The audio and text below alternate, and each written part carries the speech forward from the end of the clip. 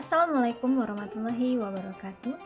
Baiklah, di sini kami akan melanjutkan presentasi kami, yaitu selanjutnya materi tentang PPN atas penyerahan bangunan dan tanah. Baiklah, sebelumnya kami yang beranggotakan saya sendiri Agus Marni dan rekan saya ada Alfa J. Ardi, Ardian Maulana, dan Deden Permana Noven. Baiklah, langsung saja kita masuk ke materi pertama. Pengenaan PPN dan PPNBM atas penyerahan rumah atau tanah atau perusahaan real estate. Yang pertama yaitu PPN penjualan rumah sebagai bagian dari aspek perpajakan properti.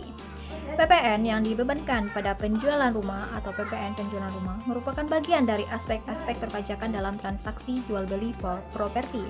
Dan jika ditelaah lebih dalam, itu aspek perpajakan ini dalam transaksi penjualan properti ini tergolong banyak dan lengkap. Yaitu secara umum selain PPN penjualan rumah yang merupakan bagian dari PPN properti, aspek PPN perpajakan dalam penjualan rumah terdiri dari pajak bumi dan bangunan atau PBB dan juga pajak penghasilan final.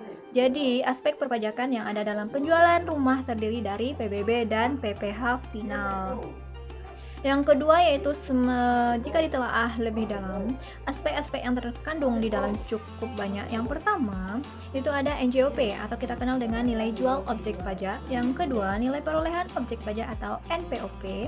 Dan yang ketiga yaitu bea perolehan hak atas tanah dan bangunan atau BPHTB.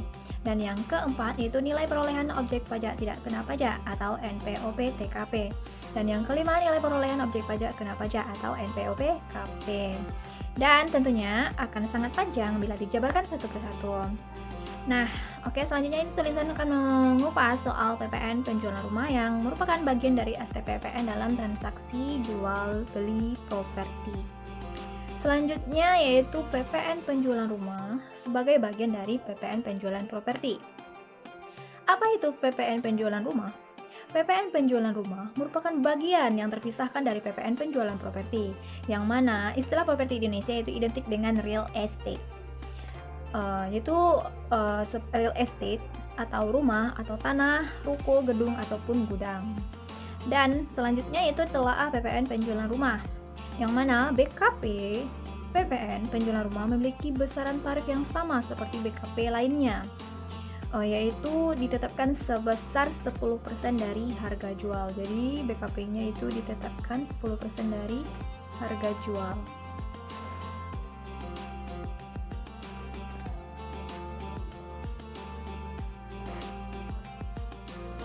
Oke, selanjutnya itu ada kriteria rumah atas penyerahannya dibebaskan dari penggunaan PPN.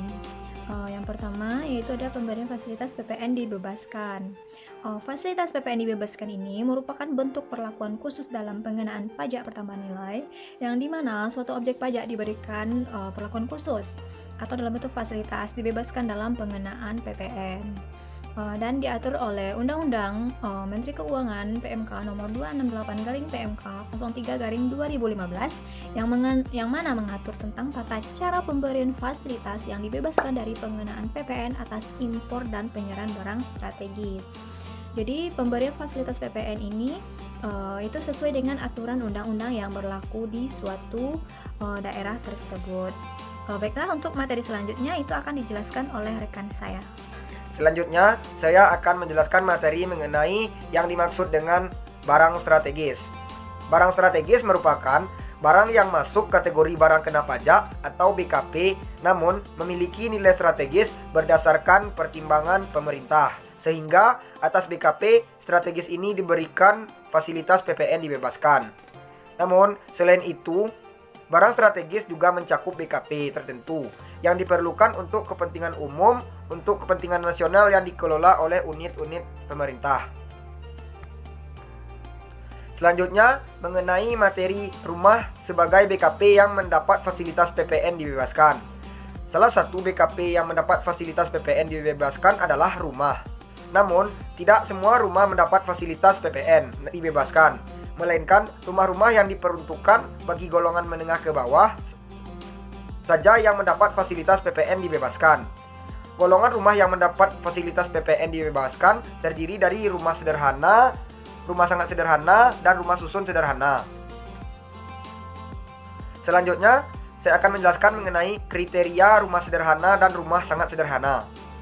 Rumah sederhana dan rumah sangat sederhana berdasarkan PMK 113 atau PMK nomor 03 tahun 2014, rumah dan rumah sederhana yang diberikan fasilitas PPN adalah yang memiliki kriteria sebagai berikut. Yang pertama yaitu luas bangunan tidak melebihi 36 meter kubik. Yang kedua yaitu harga jual tidak melebihi batasan harga jual yang ditentukan, yang dengan ketentuan bahwa batasan harga jual didasarkan pada kombinasi zona dan tahun yang diatur dalam PMK. Yang ketiga itu merupakan rumah pertama yang dimiliki, digunakan sendiri sebagai tempat tinggal dan dipindah tangankan dalam jangka 5 tahun sejak dimiliki. Yang keempat itu luas tanah tidak kurang dari 60 meter kubik. Yang kelima yaitu perolehannya secara tunai ataupun dibiayai melalui fasilitas kredit bersubsidi maupun tidak bersubsidi atau melalui pembiayaan berdasarkan prinsip syariah. Selanjutnya, mengenai kriteria rumah susun sederhana. Yang dimaksud dengan rumah susun sederhana adalah bangunan bertingkat yang dibangun dalam suatu lingkungan yang dipergunakan sebagai suatu tempat hunian yang dilengkapi dengan fasilitas kamar mandi dan dapur, yang menjadi salah satu dengan unit hunian maupun terpisah dengan penggunaan komersial yang secara tunai ataupun dibiayai melalui fasilitas kredit bersubsidi maupun tidak bersubsidi.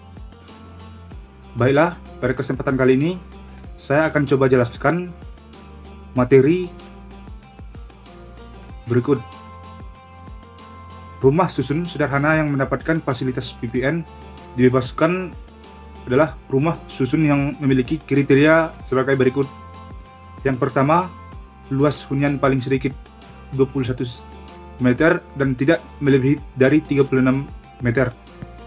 Yang kedua, pembangunan rumah susun sederhana mengacu kepada peraturan Menteri yang menyelenggarakan urusan pemerintahan di bidang pekerjaan umum dan perumahan rakyat. Yang ketiga, merupakan unit hunian pertama yang dimiliki, digunakan sendiri sebagai tempat tinggal dan tidak dipindahkan dalam jangka waktu sesuai dengan ketentuan peraturan perundang-undangan di bidang rumah susun.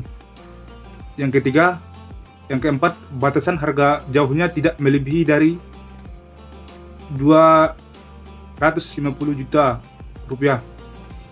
Orang yang bisa membeli rumah susun sederhana dengan fasilitas PPN dibebaskan oleh orang yang penghasilannya tidak melebihi dari 7 juta rupiah.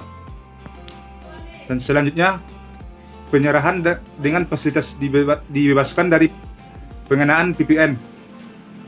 Fasilitas PPN dibebaskan umumnya diberikan kepada PKP yang menyerahkan BKP yang bersifat strategis, BKP dan atau JKP tertentu. Penyerahan kepada perwakilan negara asing dan badan internasional serta pejabatnya dengan atas timbal balik atau res vokal dan jasa ke bandar udara tertentu.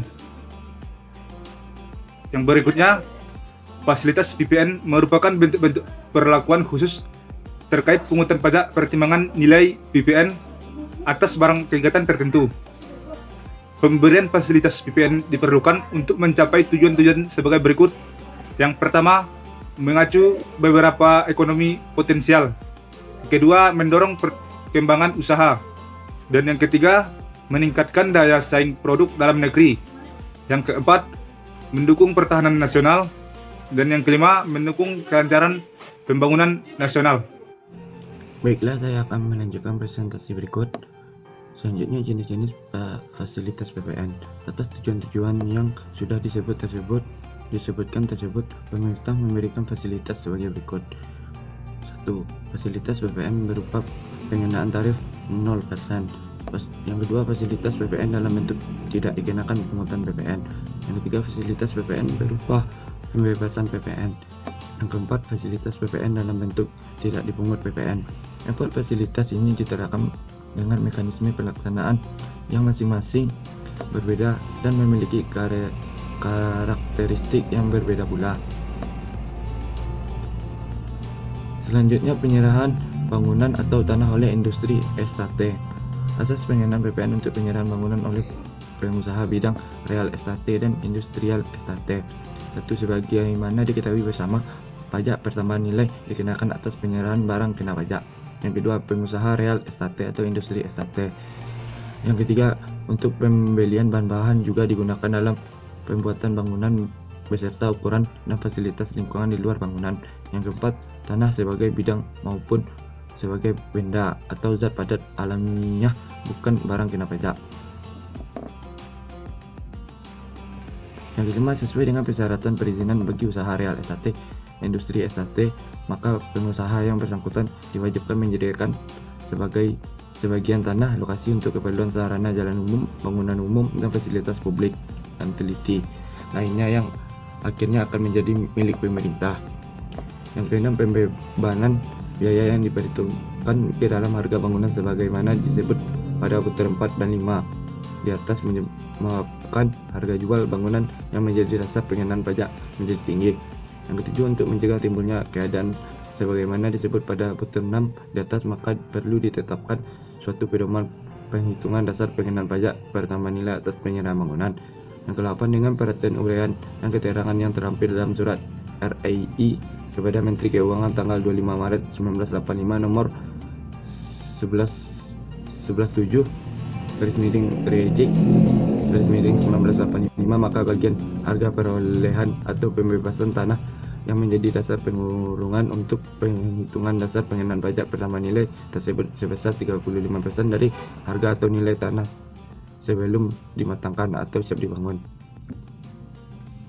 Mungkin sekian, terima kasih presentasi yang saya tampilkan. Mohon maaf bila ada kesalahan. Assalamualaikum warahmatullahi wabarakatuh.